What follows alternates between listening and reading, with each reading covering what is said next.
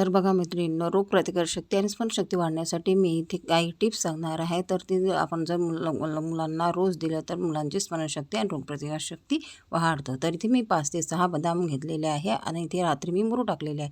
तर बघा सकाळी उठल्यानंतर बघा त्या बदाम छान फुललेले आहे आणि मुरलेला सुद्धा आहे. आणि इथे बघा हे जे बदाम आहे याचे मी सालं काढून घेणार आहे आणि हे जे सालं काढून मी इथे 1 ते 2 बदाम रोज मुलांना देत आहे, म्हणजे जेणेकरून त्यांची स्मरणशक्ती वाढेल आणि रोगप्रतिकारशक्तीसुद्धा वाढणार आहे. त्यानंतर दुसरे मी इथे बघा दूध घेतलेलं आहे.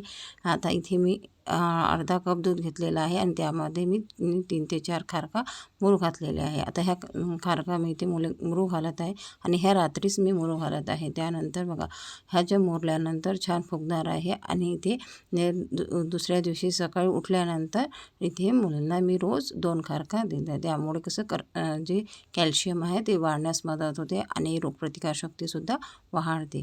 त्यानंतर इथे बघा ह्या छान मुरलेल्या खारका आहे. आता ह्या ज्या मी खारका आहे ते दुधातून काढून मुलांना देत आहे. तर बघा इथे हे जे खारका आहे याने कॅल्शियम वाढण्यास मदत होते.